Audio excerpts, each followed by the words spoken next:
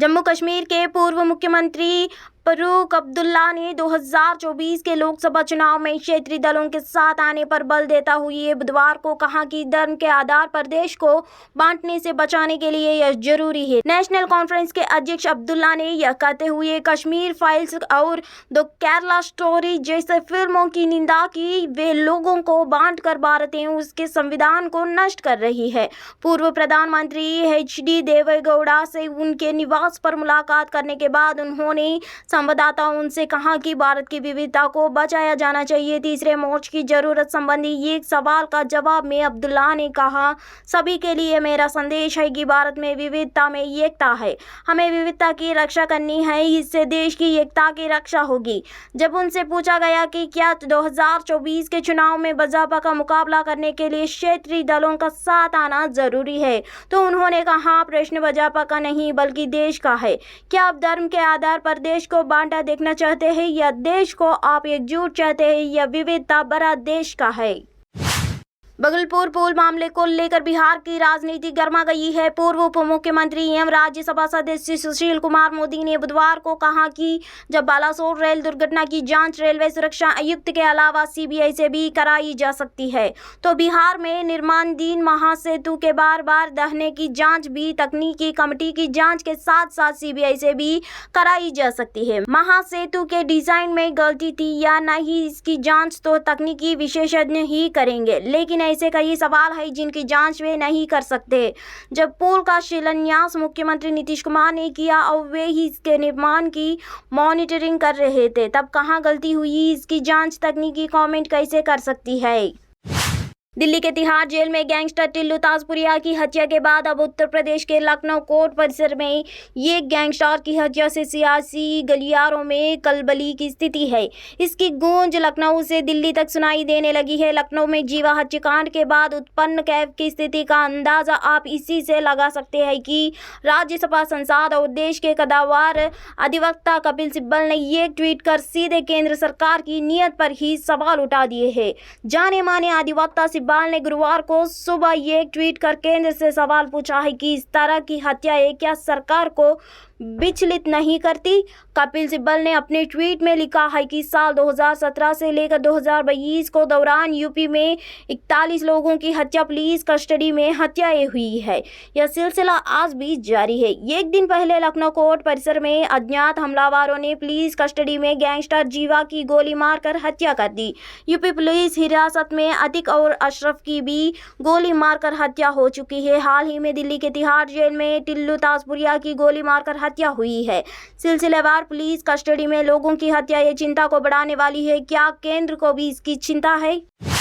Service विवाद मामले को लेकर राज्यसभा में इस बिल को रोकने के लिए दिल्ली CM अरविंद केजरीवाल बंगाल, महाराष्ट्र, दक्षिण भारत के बाद अब उत्तर प्रदेश के बड़े नेताओं से समर्थन प्राप्त कर रहे हैं, जहां उन्हें यूपी की सबसे बड़ी क्षेत्रीय दल समाजवादी पार्टी के प्रमुख अखिलेश यादव का समर्थन प्राप्त हुआ, जिसके पास दिल्ली CM अरविंद केजरीवाल ने कहा कि अगर हम सर्विस विवाद मामले में केंद्र सरकार द्वारा लाए गए अध्यादेश को राज्यसभा में रोकने में कामयाब हुए तो 2024 में बीजेपी की सत्ता से वापसी तय होगी। इस दौरान उन्होंने सपा प्रमुख अखिलेश यादव व उनके समर्थकों का आभार जताया और कहा कि विपक्ष के सभी बड़े नेताओं से मिलकर हम उनके तानाशाही का डटकर मुकाबला करेंगे। कनाडा में सैकड़ों भारतीय छात्र संकट में फंस गए हैं। इन छात्रों पर कनाडा से डिपोर्टेशन की तलवार लटक रही है। ऐसे में ये छात्र विरोध में सड़कों पर उतर आए हैं। इनमें ज्यादातर छात्र पंजाब से हैं।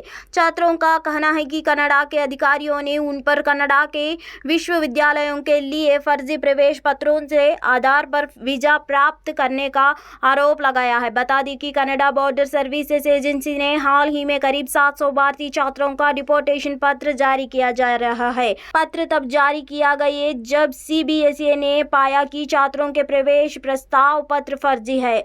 विरोध करने वाले कई छात्रों का दावा है कि वे 2018 में कनाडा पहुंचे थे, लेकिन फर्ज पत्र अब सामने आए 5 साल बाद जब उन्होंने स्थायी निवास के लिए आवेदन दिया। राजस्थान कांग्रेस में एक बार फिर से हलचल देखी जा रही है। कल जब कांग्रेस प्रभारी सुखजिंदर रंधावा ने एक बयान दिया जिसमें उन्होंने यह कह दिया कि हमारे यहाँ उम्र को कोई कट ऑफ नहीं है। इस बयान को याद से यहाँ की राजनीति में अलग अलग बयान आ रहे हैं और कई कयास लगाए जा रहे हैं। दरअसल बीते दिन सुखजिंदर सिंह रंधावा और प्रदेश अध्यक्ष गोविंद सिंह डोटासरा ने कई मंत्रियों और अलग अलग नेताओं और प्रतिनिधिमंडल से मुलाकात की है। इस दौरान उन्होंने यह बयान दिया। रंधावा ने कहा कि बड़ी उम्र वालों को अपने आप ही सत्ता को मोह त्याग देना चाहिए, माइलस्टोन अपने आप बनना चाहिए। Reserve bank governor Shaktikanta Das ने कहा कि वैश्विक स्तर पर अनिश्चितताओं के बावजूद भारतीय अर्थव्यवस्था और वित्तीय क्षेत्र मजबूत तथा जुआरों बना हुआ है। उन्होंने कहा कि मौद्रिक नीति समिति ने प्रमुख नीतिगत दर रेपो को 6.5% पर तथावत रखा है। मौद्रिक नीति समिति उदार नीतिगत रुखों को वापस लेने पर ध्यान केंद्रित करेगी। भू राजनीतिक स्थिति की वजह से वैश्विक आर्थिक गतिविधियों की रफ्तार घटेगी। मुद्रास्फीति की स्थिति पर लगातार और नज़दीकी नज़र रखना अत्यंत जरूरी है। उन्होंने कहा कि मुख्य मुद्रास्फीति 4% के लक्ष्य से ऊपर है। इसके पूरे साल के दौरान लक्ष्य से ऊपर रहने का अनुमान है। मुद्रास्फीति को तय दायरे में बनाए रखने के लिए एमपीसी त्वरित और उचित नीतिगत कार्रवाई जारी रखेंगे। गुरु गोविंद सिंह इंद्रप्रस्थ यूनिवर्सिटी के ईस्ट दिल्ली कैंपस के उद्घाटन के मौके पर आज उपराज्यपाल विनय कुमार सक्सेना और मुख्यमंत्री अरविंद केजरीवाल दोनों मौजूद रहेंगे। मुख्य कार्यक्रम स्थल पर पीएम नरेंद्र मोदी की फोटो लगी है, जबकि दिल्ली सरकार अपने कार्यक्रम में मुख्यमंत्री की फोटो लगती है। वहां उपराज्यपाल के साथ मुख्यमंत्री की भी छोटो फोटो लगी है। मुख्य कार्यक्रम स्थल पर उपराज्यपाल विनय कुमार सक्सेना को मुख्य अतिथि लिखा है, जबकि मुख्यमंत्री अरविंद केजरीवाल को गेस्ट ऑफ ऑनर लिखा है। दरअसल उपराज्यपाल और दिल्ली की केजरीवाल सरकार ने उद्घाटन को लेकर विवाद था। शिक्षा मंत्री अतिशी ने कहा था कि दिल्ली के मुख्यमंत्री इसका उद्घाटन करेंगे। वहीं उपराज्यपाल दफ्तर का दावा था कि दिल्ली के एलजी को भी उद्घाटन करना था। भारतीय कुश्ती महासंघ के निवर्तमान अध्यक्ष एवं भारतीय जनता पार्टी के सांसद बृजभूषण शरण सिंह खिलाफ यौन उत्पीड़न के आरोपों की जांच कर रही दिल्ली पुलिस की विशेष जांच टीम उनके खिलाफ दर्ज 2 मामलों की जांच रिपोर्ट अगले हफ्ते अदालत में पेश कर सकती है। अधिकारियों ने बुधवार को यह जानकारी दी। दिल्ली पुलिस के अधिकारियों ने कहा कि अब तक की अपनी जांच के तहत एसआईटी ने 180 से अधिक लोगों से पूछताछ की है। एशियाई खेलों के स्वर्ण पदक विजेता विनेश फोगट और ओलंपिक पदक विजेता साक्षी मालिक और बजरंग पूनिया सहित देश के शीर्ष पहलवान बृजभूषण सिंह के खिलाफ विरोध कर रहे थे। एक नाबालिग सहित 7 महिला पहलवानों को कथित रूप से यौन उत्पीड़न करने के आरोप में बृजभूषण सिंह की गिरफ्तारी की मांग की जा रही है। खेल मंत्री ने आश्वासन दिया कि तय समय में बृजभूषण सिंह के खिलाफ चार्जशीट दायर की जाएगी और भारतीय कुश्ती महासंघ के चुनाव जून महीने की अंत तक होगी। उत्तर प्रदेश के गाजियाबाद में नाबालिग बच्चों के धर्मांतरण के मामले में रोज नए खुलासे हो रहे हैं। इस मामले का खुलासा करने वाली डीसीपी सिटी निपुण अग्रवाल ने बताया कि उनके पास गुजरात से सूचना आ रही है कि एक इलाके में 400 से ज्यादा बच्चों का धर्मांतरण कराया गया है। कुछ फोटो, रिकॉर्डिंग और वीडियो भेजे गए हैं, लेकिन अभी इसकी पुष्टि होनी बाकी है। आपको बता दें कि गाजियाबाद में 30 मई को थाना कबीरनगर में हुई एक एफआईआर के बाद 2 लोगों के नाम सामने आए थे, जिसमें एक सेक्टर 23 मस्जिद का मौलवी था, तो वही दूसरा महाराष्ट्र रहने वाला बद्दो उर्फ शहनवाज था। मौलवी को तो पुलिस गिरफ्तार करके जेल भेज चुकी है। वही शहनवाज के लिए गाजियाबाद पुलिस की कई टीमें महाराष्ट्र में डेरा डाले हुए है, लेकिन वो अपना मोबाइल और नंबर दोनों बदल रहा है। साथ ही वह अधिकतर समय अपना फोन बंद रख रहा है, जिसके चलते पुलिस को उसे पकड़ने में दिक्कत आ रही है। जम्मू कश्मीर के पूर्व मुख्यमंत्री फारूक अब्दुल्ला ने 2024 के लोकसभा चुनाव में क्षेत्रीय दलों के साथ आने पर बल देता हुए बुधवार को कहा कि धर्म के आधार पर देश को बांटने से बचाने के लिए यह जरूरी है। नेशनल कॉन्फ्रेंस के अध्यक्ष अब्दुल्ला ने यह कहते हुए कश्मीर फाइल्स और द केरला स्टोरी जैसे फिल्मों की निंदा की। वे लोगों को बांटकर भारत एवं उसके संविधान को नष्ट कर रही है। पूर्व प्रधानमंत्री HD देवेगौड़ा से उनके निवास पर मुलाकात करने के बाद उन्होंने संवाददाताओं उनसे कहा कि भारत की विविधता को बचाया जाना चाहिए। तीसरे मोर्चे की जरूरत संबंधी एक सवाल का जवाब में अब्दुल्ला ने कहा, सभी के लिए मेरा संदेश है कि भारत में विविधता में एकता है। हमें विविधता की रक्षा करनी है, इससे देश की एकता की रक्षा होगी। जब उनसे पूछा गया कि क्या 2024 के चुनाव में भाजपा का मुकाबला करने के लिए क्षेत्रीय दलों का साथ आना जरूरी है, तो उन्होंने कहा, प्रश्न भाजपा का नहीं बल्कि देश का है। क्या आप धर्म के आधार पर देश को बांटा देखना चाहते हैं या देश को आप एकजुट चाहते हैं या विविधता भरा देश का है? भागलपुर पुल मामले को लेकर बिहार की राजनीति गर्मा गई है। पूर्व उप मुख्यमंत्री एवं राज्यसभा सदस्य सुशील कुमार मोदी ने बुधवार को कहा कि जब बालासोर रेल दुर्घटना की जांच रेलवे सुरक्षा आयुक्त के अलावा CBI से भी कराई जा सकती है, तो बिहार में निर्माणाधीन महासेतु के बार-बार दहने की जांच भी तकनीकी कमेटी की जांच के साथ साथ CBI से भी कराई जा सकती है। महासेतु के डिजाइन में गलती थी या नहीं, इसकी जाँच तो तकनीकी विशेषज्ञ ही करेंगे, लेकिन ऐसे कई सवाल हैं जिनकी जांच वे नहीं कर सकते। जब पुल का शिलान्यास मुख्यमंत्री नीतीश कुमार ने किया और वे ही इसके निर्माण की मॉनिटरिंग कर रहे थे, तब कहां गलती हुई, इसकी जांच तकनीकी कमेटी कैसे कर सकती है?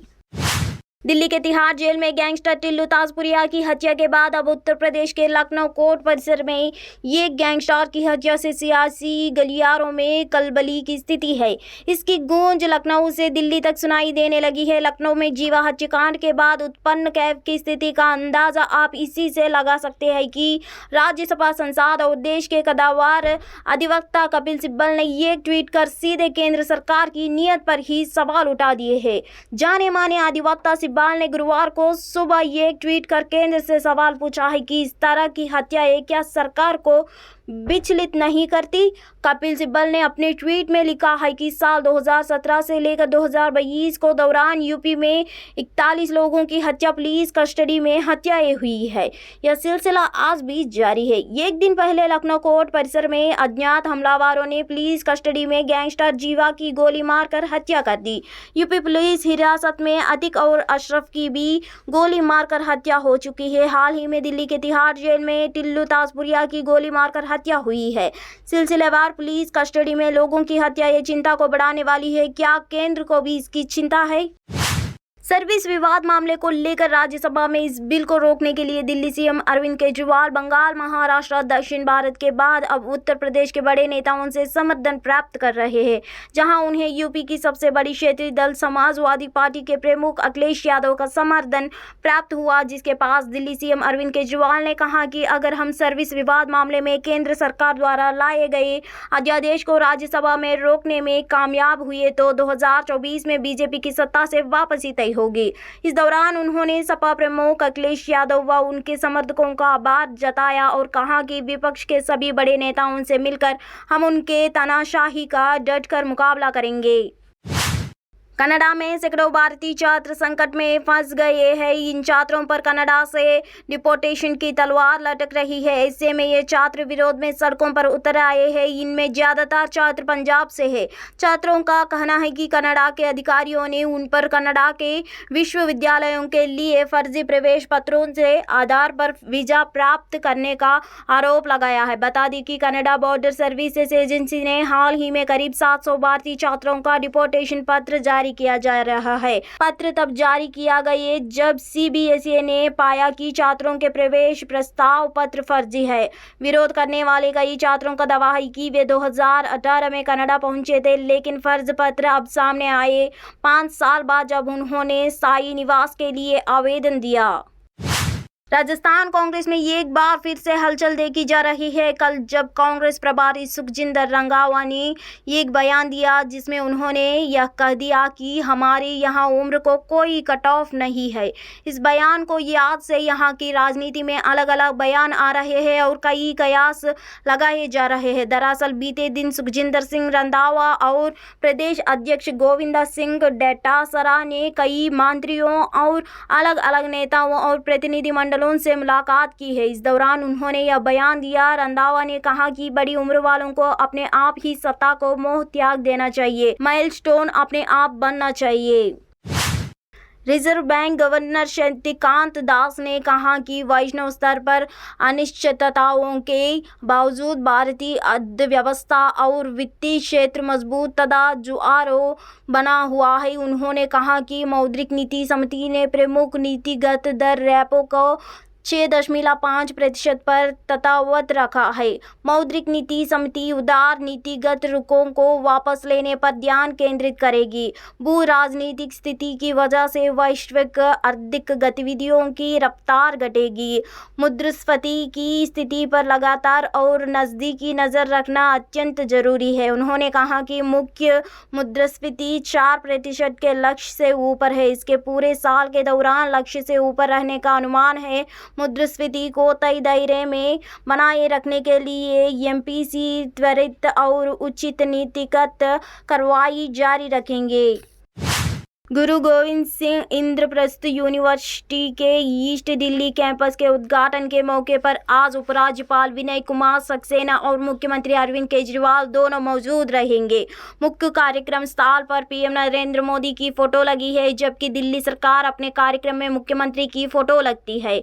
वहां उपराज्यपाल के साथ मुख्यमंत्री की भी छोटो फोटो लगी है। मुख्य कार्यक्रम स्थल पर उपराज्यपाल विनय कुमार सक्सेना को मुख्य अतिथि लिखा है, जबकि मुख्यमंत्री अरविंद केजरीवाल को गेस्ट ऑफ ऑनर लिखा है। दरअसल उपराज्यपाल और दिल्ली की केजरीवाल सरकार ने उद्घाटन को लेकर विवाद था। शिक्षा मंत्री अतिशी ने कहा था कि दिल्ली के मुख्यमंत्री इसका उद्घाटन करेंगे। वहीं उपराज्यपाल दफ्तर का दावा था कि दिल्ली के एलजी को भी उद्घाटन करना था। भारतीय कुश्ती महासंघ के निवर्तमान अध्यक्ष एवं भारतीय जनता पार्टी के सांसद बृजभूषण शरण सिंह खिलाफ यौन उत्पीड़न के आरोपों की जांच कर रही दिल्ली पुलिस की विशेष जांच टीम उनके खिलाफ दर्ज 2 मामलों की जांच रिपोर्ट अगले हफ्ते अदालत में पेश कर सकती है। अधिकारियों ने बुधवार को यह जानकारी दी। दिल्ली पुलिस के अधिकारियों ने कहा कि अब तक की अपनी जाँच के तहत एसआईटी ने 180 से अधिक लोगों से पूछताछ की है। एशियाई खेलों के स्वर्ण पदक विजेता विनेश फोगट और ओलंपिक पदक विजेता साक्षी मालिक और बजरंग पूनिया सहित देश के शीर्ष पहलवान बृजभूषण सिंह के खिलाफ विरोध कर रहे थे। एक नाबालिग सहित 7 महिला पहलवानों को कथित रूप से यौन उत्पीड़न करने के आरोप में बृजभूषण सिंह की गिरफ्तारी की मांग की जा रही है। खेल मंत्री ने आश्वासन दिया कि तय समय में बृजभूषण सिंह के खिलाफ चार्जशीट दायर की जाएगी और भारतीय कुश्ती महासंघ के चुनाव जून महीने की अंत तक होगी। उत्तर प्रदेश के गाजियाबाद में नाबालिग बच्चों के धर्मांतरण के मामले में रोज नए खुलासे हो रहे हैं। इस मामले का खुलासा करने वाली डीसीपी सिटी निपुण अग्रवाल ने बताया कि उनके पास गुजरात से सूचना आ रही है कि एक इलाके में 400 से ज्यादा बच्चों का धर्मांतरण कराया गया है। कुछ फोटो, रिकॉर्डिंग और वीडियो भेजे गए हैं, लेकिन अभी इसकी पुष्टि होनी बाकी है। आपको बता दें कि गाजियाबाद में 30 मई को थाना कबीरनगर में हुई एक एफआईआर के बाद 2 लोगों के नाम सामने आए थे, जिसमें एक सेक्टर 23 मस्जिद का मौलवी था तो वही दूसरा महाराष्ट्र रहने वाला बद्दो उर्फ शहनवाज था। मौलवी को तो पुलिस गिरफ्तार करके जेल भेज चुकी है। वही शहनवाज के लिए गाजियाबाद पुलिस की कई टीमें महाराष्ट्र में डेरा डाले हुए है, लेकिन वो अपना मोबाइल और नंबर दोनों बदल रहा है। साथ ही वह अधिकतर समय अपना फोन बंद रख रहा है, जिसके चलते पुलिस को उसे पकड़ने में दिक्कत आ रही है।